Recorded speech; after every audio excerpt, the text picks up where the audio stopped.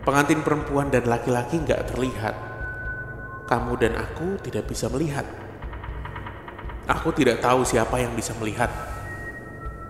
Dan dia berpesan, jangan cerita ke siapa-siapa.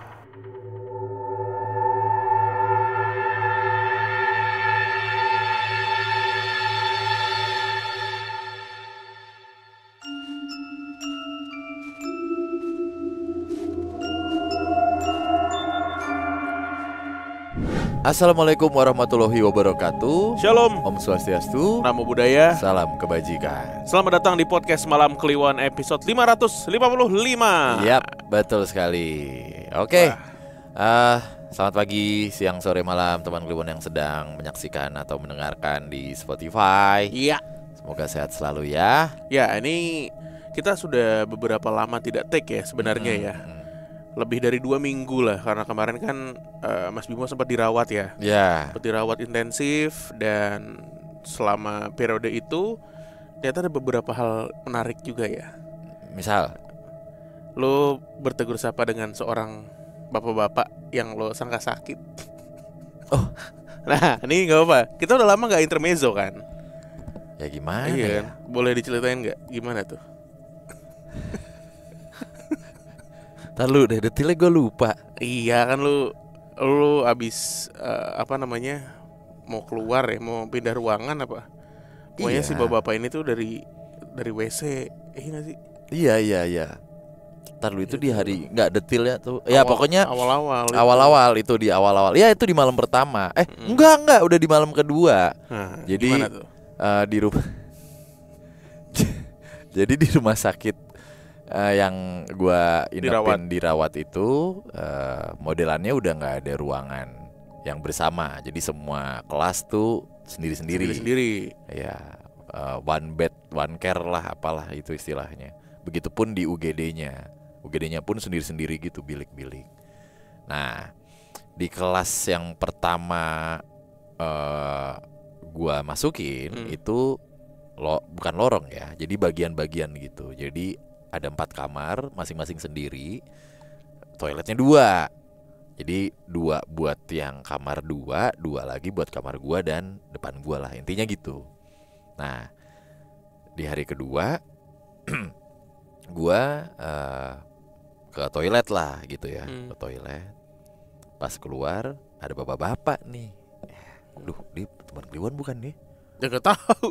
Gak apa-apa lah. Gak apa-apa lagi ya. Jalannya tergopoh-gopoh gitu. Oh, jalannya susah. Iya, jalannya susah kayak gitu. orang sakit gitu. Orang sakit. Oh, ada isinya nih Mas. Iya Pak, nggak apa-apa. Udah ini. Oh, mau pulang ya Pak? Gitu. Udah sembuh. Oh, lu tanya gitu. Iya. Gue tanya gitu. Iya. Terus bapak-bapaknya senyum gitu doang. Nah, gue masuk kamar. Kamar gue dingin banget. Kontrol AC-nya tuh di luar. Set. Pas gue lihat karena ini depan gue, pas gue keluar, yang sakit bukan bapaknya. Ternyata ada ibunya. Ternyata ada istrinya yang dirawat kayaknya ya. Oh, ternyata bapak tadi sehat-sehat saja. Pak, gitu. Kan pintunya lagi kebuka. Pak, Bu gitu. Lu sama dia disangka, Pak, mau pulang ya? Mau pulang ya. Bapaknya senyum doang. Jalannya kan tergopoh-gopoh gitu. Gue kira pasien. Ternyata bukan pasien. Ternyata dia sehat walafiat. Iya. Loh, kok bapak yang diinfus ibunya, bapaknya sehat. Hei, Pak gitu. Kirain. Enggak, gue langsung Pak, Bu gitu. Bapaknya sehat. Gimana Pak? Iya, perawakannya sakit. Lagi sakit aja masih blow on ya. Lo orang perangainya sakit kok. Bapak tergopoh-gopoh, bapak tua gitu. Oh iya, Pak udah mau pulang nih Pak ya. Gitu doang. Ngomong kalau bukan pasien. Kan saya yang gak enak. Kan bisa ya. Bukan saya, dia yang sakit. Bukan Iya. saya, bukan. Kan bisa begitu ya. Terus gue keluar lagi, ambil enteng infus gue, gerek gitu. Loh, yang sakit ibunya. Asu. Aku digoceng bapak tua. Kayak film warkop ya. Oke lah. Ya tadi intermezzo ya. Setelah sekian lama kita nggak take. Asu tenan. Asu teles. Oke, cerita pembuka ini datang dari seorang teman Kliwon yang nampaknya sudah cukup senior ya. Halo, salam sejahtera Bimo, Danu, dan semua tim PMK. Nama saya Ika. Saya lahir dan besar di Semarang, tapi sudah lama tinggal di rantau. Saya sudah tidak di tanah air sejak 2009. Oke, saya sudah mendengarkan kalian sejak dulu masih di Memedi. Menurut saya podcast ini berkembang semakin baik dan menarik. Wah, terima kasih. Oke lah, intinya dia senang sama podcast Malam Kliwon karena dianggap menjunjung tinggi kebudayaan dan pluralisme di Indonesia gitu. Bercanda tapi tetap respectful. Nah, oke lah, saya nggak pengen dibilang liker. Oke. Jadi ceritanya setahun yang lalu saya melihat postingan sepupu saya yang pergi ke daerah W, sebut saja begitu. Lalu saya teringat kisah yang pernah diceritakan oleh ibu saya. Saya menelepon ibu lewat WhatsApp, meminta beliau menceritakan kembali sebuah kisah yang terjadi puluhan tahun yang lalu. Tapi saya lama nih nimbang-nimbang mau kirim kemana cerita ini. Akhirnya saya putuskan untuk mengirimnya ke sini, karena saya pikir podcast ini paling diverse.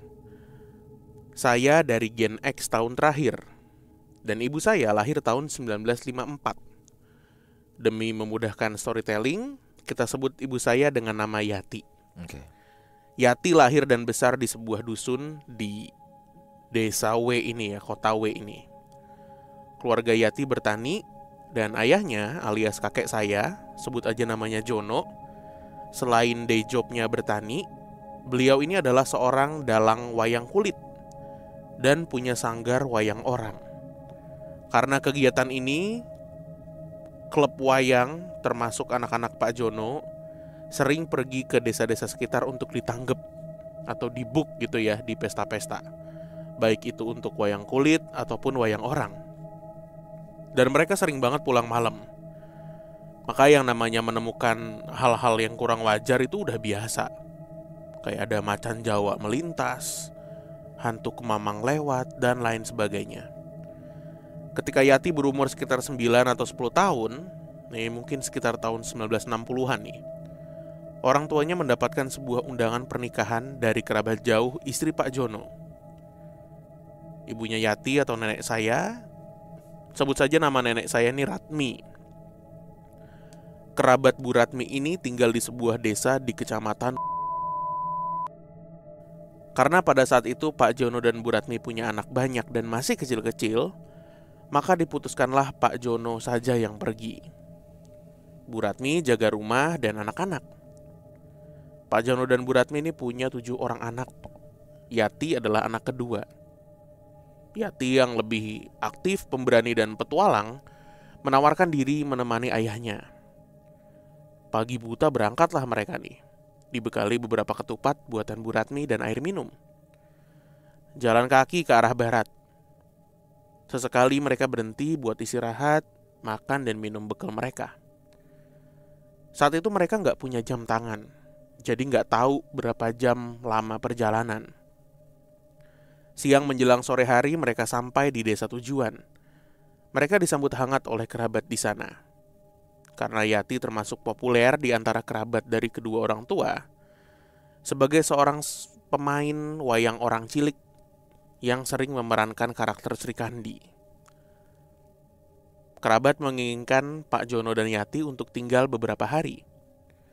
Tapi melihat bahwa desa ini masih kekurangan air, Yati nggak mau tinggal lama. 2 hari 1 malam cukuplah.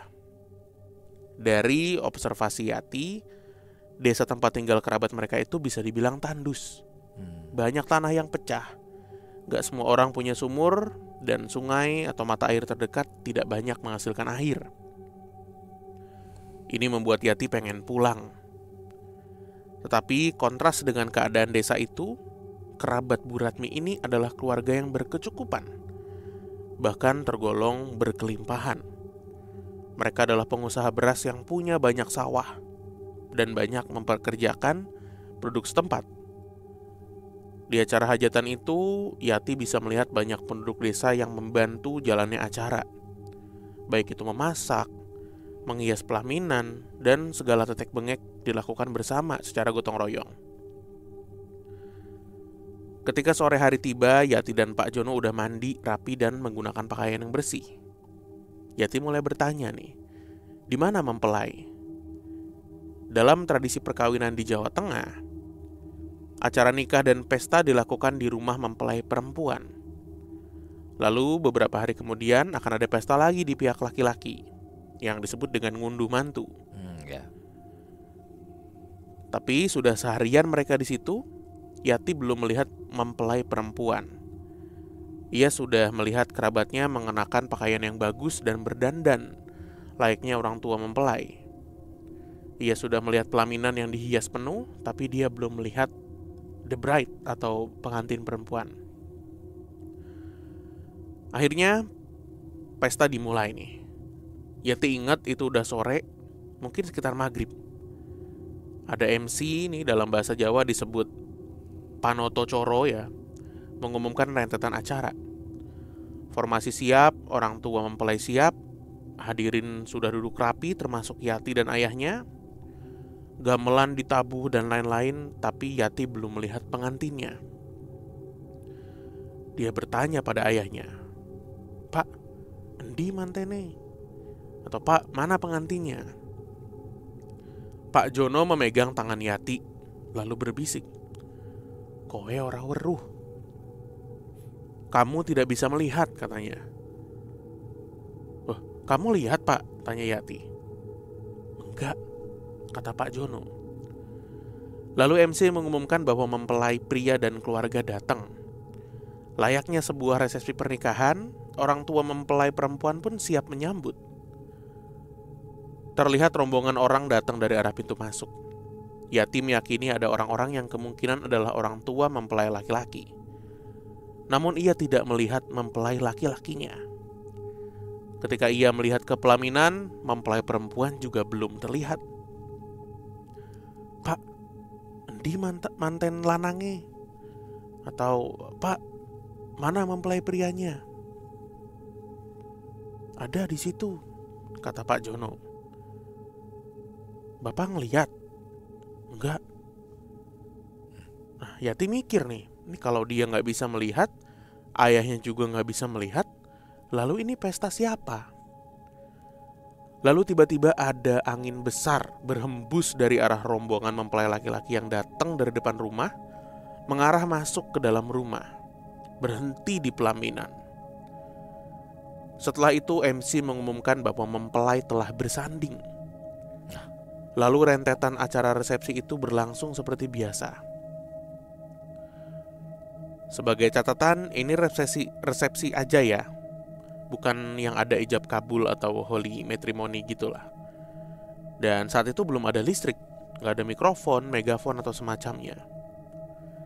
Makanan dihidangkan secara beredar, bukan prasmanan.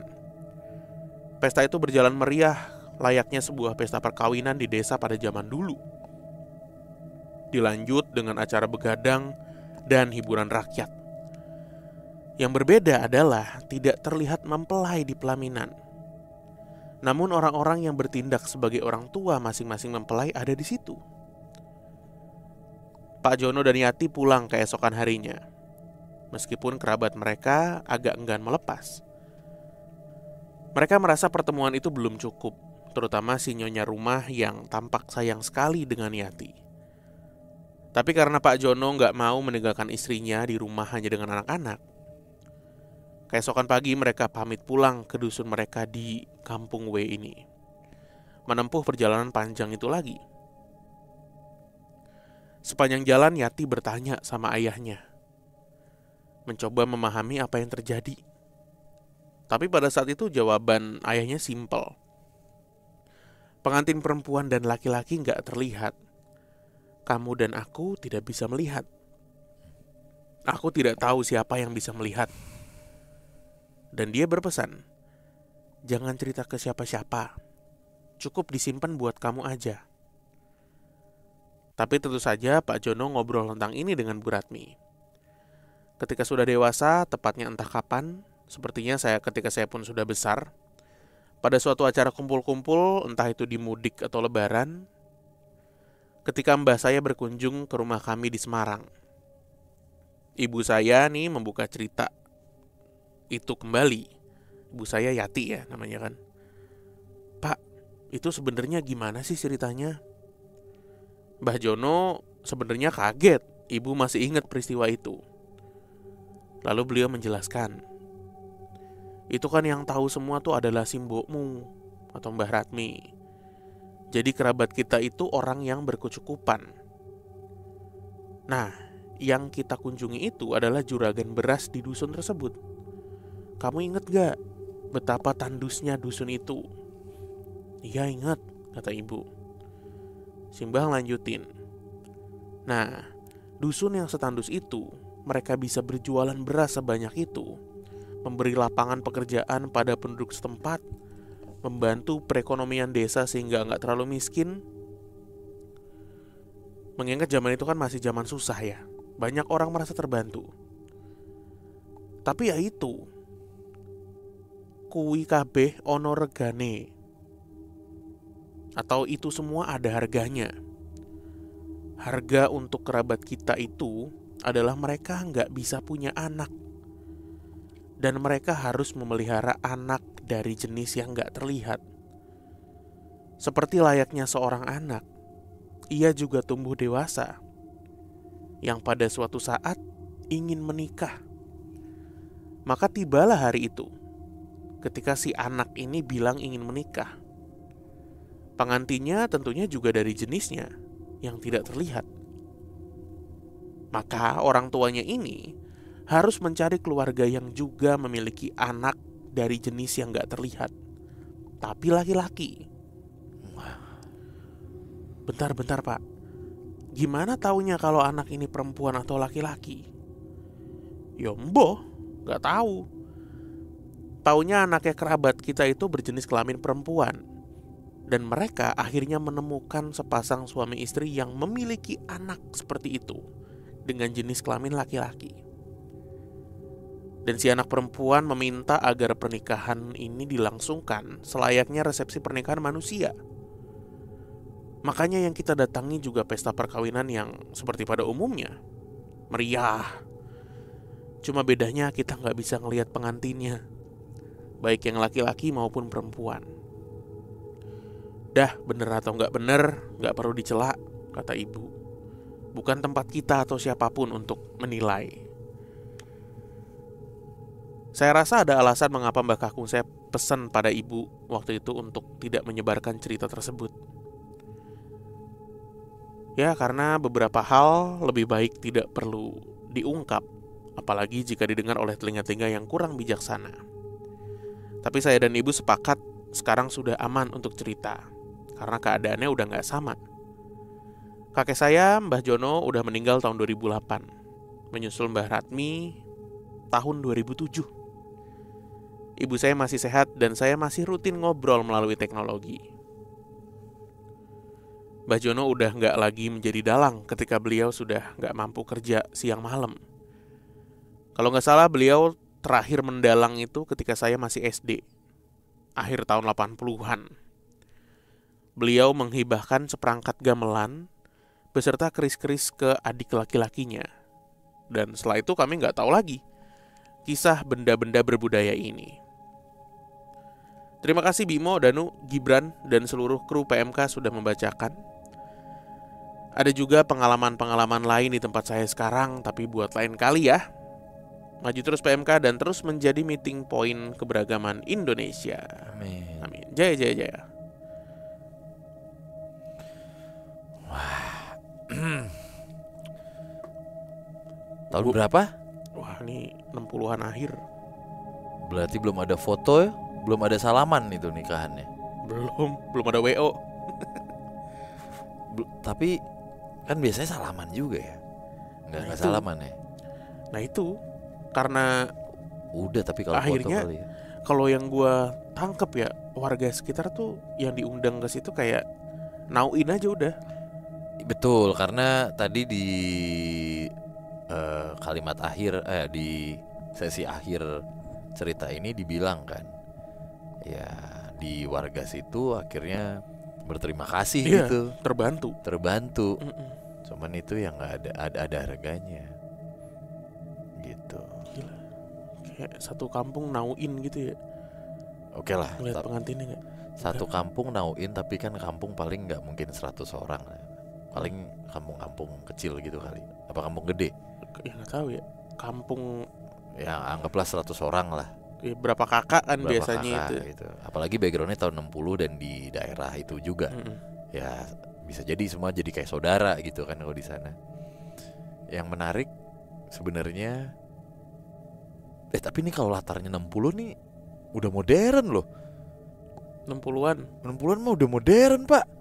Kalau di kampung belum lah. Maksudnya belum sebegitunya. Tapi tetap udah masuk tuh teknologi dan lain-lain. Kalau ini Udah. latarnya 30, 40 gitu, iya.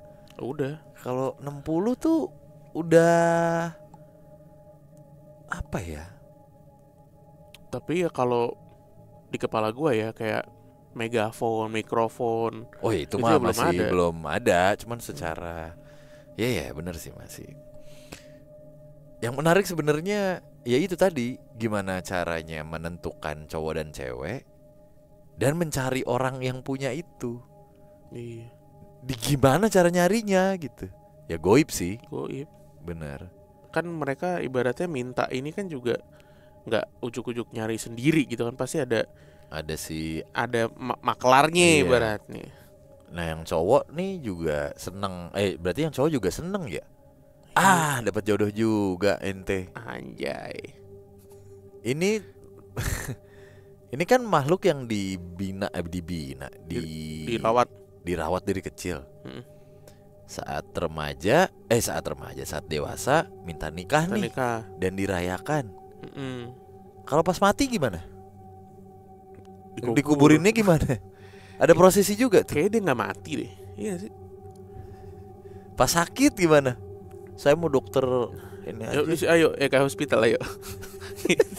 Kalau sakit. Kan ini kan layaknya kayak manusia. Iya. Sekolah, Iya, pokoknya cari sekolah yang isinya sekolah goib. Kayak kita semua. Kayak saya semua. Jadi ada satu sekolah mungkin di kampung itu yang isinya bapak atau ibu nganter tapi nggak kelihatan. Ngeliat anaknya nggak. Itu apa? Itu sekolah itu TK. Oh, lah anak-anaknya kemana? Nggak lihat. Kamu nggak lihat. Sama. Lihat. Ada tukang cilok. Iya. Yang dilayanin nggak ada. Yang dilayanin nggak ada. Iya, ini unik tapi nyata.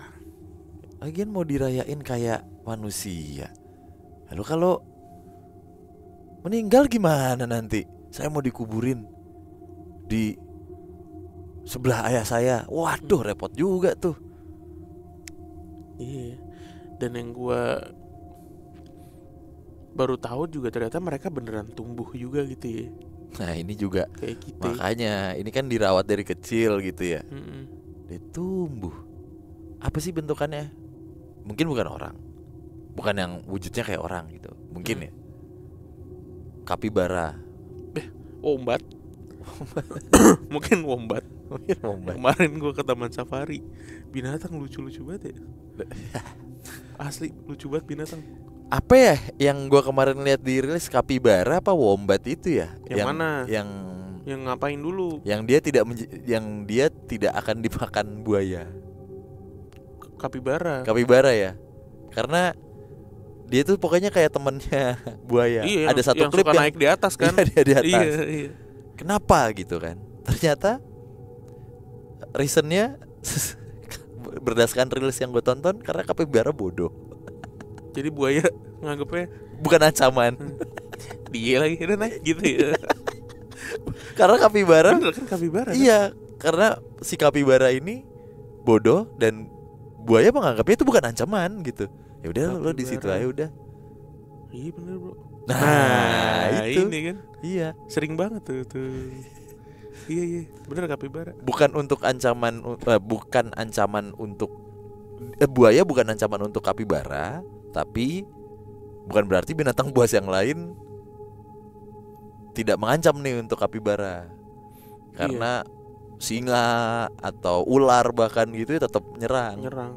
Buaya enggak. Bisa gitu ya. Unik ya. Sering dinaikin itu sih yang lucu. Jadi kayak gitu. Kapibara kan kayak marmut gede gitu ya. Si goblok naik di atas lagi nih. Naik dah. Udah malas ngeladenin gitu ya. Naik. Bang buaya nebeng ya. Naik lo. Capek berenang saya. Minum di sebelahnya nggak dicokot. Anteng. Kubluk di sebelahnya moncong buaya nggak disikat. Gue kira karena apa reasonnya, karena kapibara bodoh. Iya. Jadi bukan ancaman untuk buaya. Makanya buayanya biarin aja udahlah. Iya, orang bodoh emang kurang mengancam ya. Oke. Terima kasih ya Mbak Ika ceritanya. Salam buat Ibu. Semoga Ibu jadi teman Kliwon juga. Ya. Salam juga nih buat teman Kliwon di Surabaya yang kemarin beberapa ini ketemu. Ada yang muncul? Banyak. Salah satu owner restoran yang gue datengin, Pepper Lime, itu juga ternyata Mas Randy teman Kliwon juga. Ada Mbak Alona juga yang ketemu di lobi hotel. Wih, banyak ya. Teman Kliwon ada yang punya restoran? Ada bro. Keren banget. Enak lagi. Keren banget. Dinaikin mulu. Nih ntar masukin ya Cile. Lucu banget. Chilling dulu bro. Makanya bukan ancaman untuk buaya, sebuah reason. Oke, let's go. Selamat malam podcast Malam Kliwon dan semua pendengarnya. Halo Bang Danu dan Bang Bimo. Kenalin, nama gue Kiki. Gue asalnya dari Jakarta. Gue dengerin PMK dari 10 episode sampai sekarang nih. Gue dengerin PMK dari single sampai akhirnya double menikah. Oh nikah, oke. Dan istri gue dengerin juga nih PMK. Walau kadang gak mau diputerin pas malam-malam, takut kebawa mimpi katanya. Iya, karena mimpinya jorok pasti. Bukan serem. Podcast malam kotor. Oke. Disclaimer dulu, maaf kalau cerita ini akan panjang dan gak beraturan kata-katanya. Gue mau ceritain pengalaman awal gue kuliah di tahun 2013 di sebuah kampus swasta di Bandung. Mohon kampusnya jangan disebut karena takut menyinggung atau gimana lah. Tapi gue akan kasih clue-nya. Clue-nya adalah kampus ini berada di pinggir salah satu pintu tol yang ada di Bandung. Kalau mau keluar pintu tolnya, kampusnya udah kelihatan. Dah, sampai sini aja clue-nya. Mohon gak disebutin. Silahkan teman Kliwon komen di YouTube. Di kolom komen di YouTube. Kampus apa ini kira-kira nih? Barudak Well Bandung. Bandung kan? Iya benar. Well. Gue mau ceritain kejadian horor selama gue baru masuk di kampus itu. Jadi, pada awal tahun 2013, gue diterima di kampus itu lewat jalur rapot. Jadi ada beberapa jalur penerimaan kampus, FYI. Dari mulai unggulan, yaitu prestasi, lalu lewat jalur rapot, dan yang terakhir jalur mandiri. Nah, yang ini yang tes nih. Untuk mempermudah mahasiswa dan mahasiswinya, kampus menyediakan asrama selama 1 tahun awal. Ya, setara dengan tingkat 1 di kampus lah. Jadi buat mahasiswa yang berasal dari luar daerah, bisa tinggal di asrama tanpa harus nyari kosan lagi. Tapi ini bayar ya asramanya. Jadi ada beberapa asrama. Buat asrama mahasiswa ada 5 gedung, dan asrama mahasiswi ada 5 gedung juga. Kalau asrama buat mahasiswi dinamain pakai huruf A sampai E. Kalau asrama mahasiswa dinamain pakai angka. Jadi 1 sampai 5 nih. Nah, asrama mahasiswa ini yang udah jadi cuma ada 4 gedung. Sisanya pakai asrama lama bekas asrama putri. Jadi kita bilangnya gedung L. Yang kuliah di sini pasti tahu lah gedungnya tuh yang mana. Kalau nggak salah sekarang jadi asrama buat mahasiswa internasional. Sama lantai dasarnya tuh buat administrasi kampus. Gue gambarin dulu bentuk asramanya. Asrama ini terdiri dari 4 lantai. Terus ada lapangan badminton indoor di dalamnya. Jadi kalau digambarin, bentuknya tuh kayak angka 8, tapi bentuknya kotak. Terus bentuk kamar asramanya itu per masing-masing pintu depan asrama itu di dalamnya tuh ada 3 pintu kamar lagi. Jadi pas masuk salah satu kamar ada space 3 kali 4 meter buat semacam ruang kumpul. Nah, terus di dalamnya lagi tuh ada kamarnya lagi. Ada 2 kamar mandi juga di dalam. Yang satu agak gede karena bisa sekalian mandi, yang satu cuman buat buang air besar aja. Kamar gue berhadapan sama teman gue.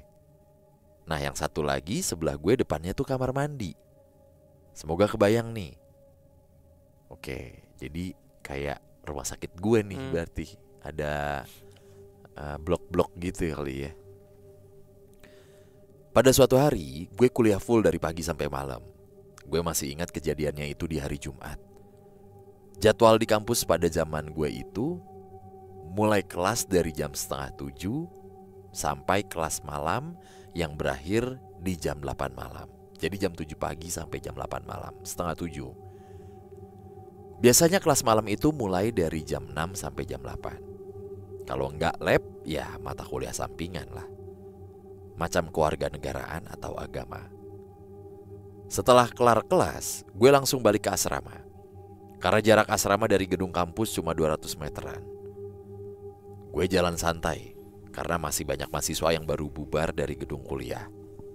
Pas sampai di asrama, gue mandi, terus ganti baju, buka laptop, dan main Dota sama temen sebelah kamar gue. Kita panggil temen gue ini namanya Rahman. Nah, Rahman ini satu jurusan sama gue. Asalnya dari Bogor, cuma beda kelas. Kadang dia balik ke rumah tuh Sabtu sampai Minggu buat ketemu orang tuanya. Teman yang satu lagi namanya Dimas. Dia asalnya dari Cirebon. Kadang sebulan sekali dia balik ke rumah karena ada pacarnya yang LDRan. Maklum bang, bucin pada zamannya. Oke, kita lanjut ceritanya. Ki, main gak? Udah jam 9:30 nih. Biasanya rame di lobi, kata Rahman ngajakin gue main. Ayo gas, jawab gue. Nah, kita gak kerasa tuh bang, main sampai jam 2:30 pagi. Dari kita bertiga yang di kamar, Dimas ini orangnya paling rajin ibadahnya. Biasanya bangun 2:30 pagi buat tahajud. Karena pintu kamar gue sama Rahman agak dibuka sedikit dan gue membelakangi pintu, gue gak tahu tuh ada yang lewat apa enggak buat ke kamar mandi. Nah, si Dimas ini kalau mau tahajud biasanya mandi dulu dia. Terus wudhu baru sholat. Gue denger ada suara cebar-cebur air. Gue kira Dimas lagi mandi. Ya udahlah, gue lanjut aja tuh main. Terus gak berapa lama tiba-tiba suara dari kamar mandi sepi. Gue kira Dimas udah keluar dan udah kelar kali ya. Karena kebetulan gue kebelet kencing, gue jalan lah ke kamar mandi. Pas gue lihat kamar mandi ketutup dan lampunya mati. Biasanya kalau Dimas kelar mandi lampunya pasti nyala dan pintunya dibuka. Gue cuek aja. Kelar kencing, gue samperin Dimas di kamarnya buat nawarin mesen makan. Biasanya jam segitu ada warkop yang bisa diantar ke asrama via SMS. Pas mau ketok pintunya, gue baca sticky notes di depan pintu Dimas. Ki, Man, gue balik ke Cirebon dulu ya. Gue titip kamar, kuncinya di tempat biasa. Gue balik lagi kayaknya hari Minggu. Tadi dikabarin dari rumah katanya nenek gue meninggal siang tadi. Jadi gue balik ke rumah sore ini. Habis baca tulisannya, gue langsung masuk kamar, kunci pintu, terus on voice Discord sama si Rahman nih. Man, lu denger tadi ada yang mandi gak? Iya, paling Dimas kan. Biasanya jam segini dia mandi terus tahajud. Lu kelar kuliah tadi jam berapa? Saya tanya gitu. Kayaknya jam 7-an udah kelar. Kenapa emang? Terus pas lu balik, lu lihat note di depan kamar Dimas. Note apaan? Oh, ini dari Rahman nih ternyata nih. Iya, Dimas udah balik dari tadi sore ke Cirebon. Neneknya meninggal.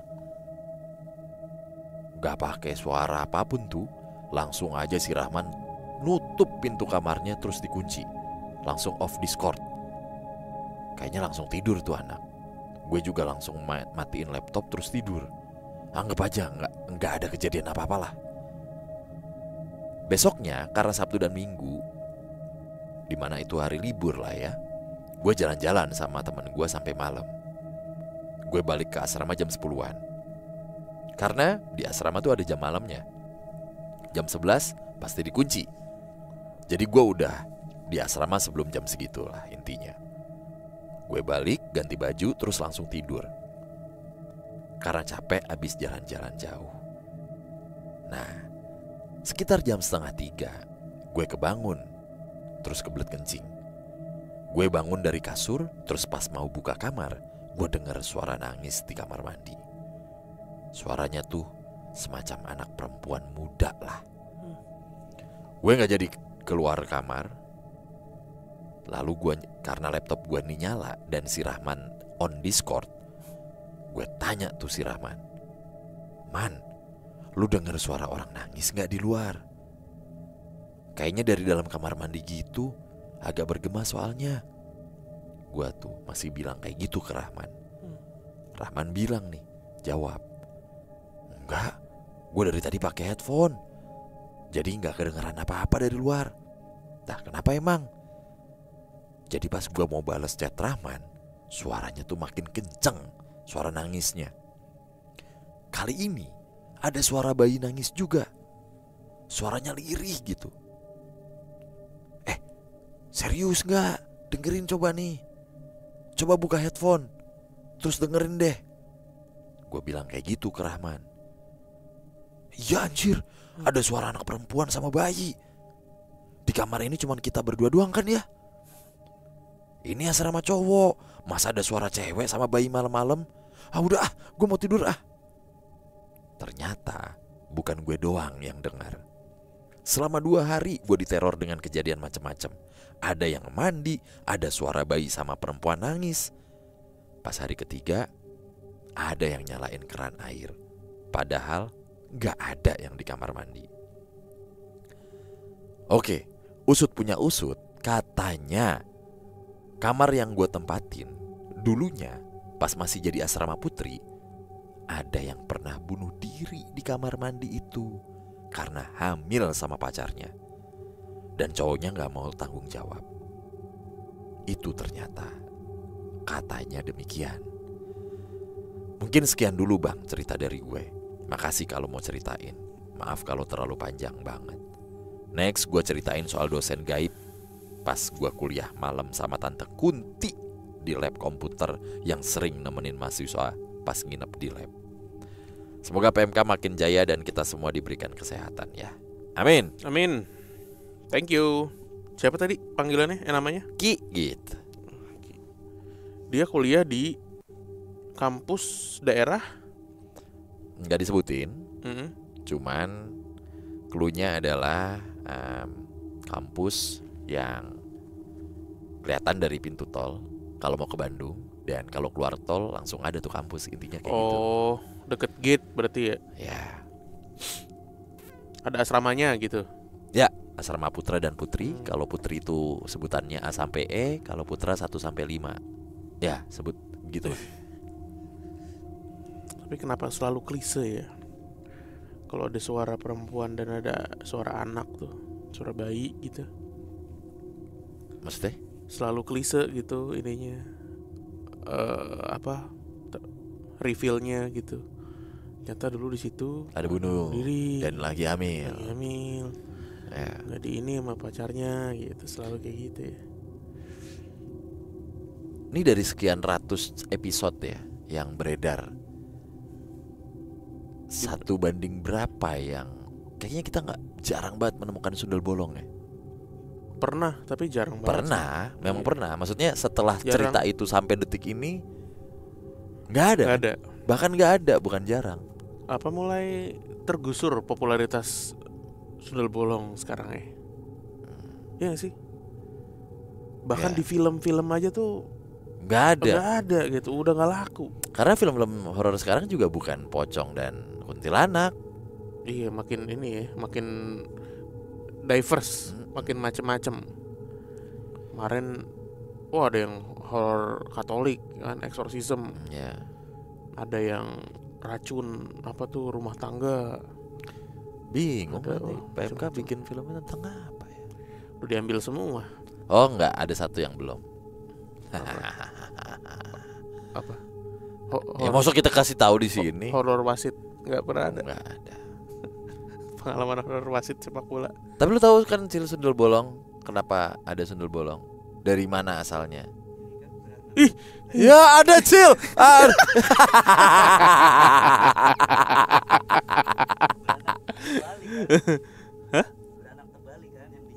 Iya, kan di film seperti itu ceritanya. Kocak lah. Nggak ada yang rekam lagi. Enggak, yang lucu kalau dia sampai ke depan sini. Iya. Lucu banget, kabur.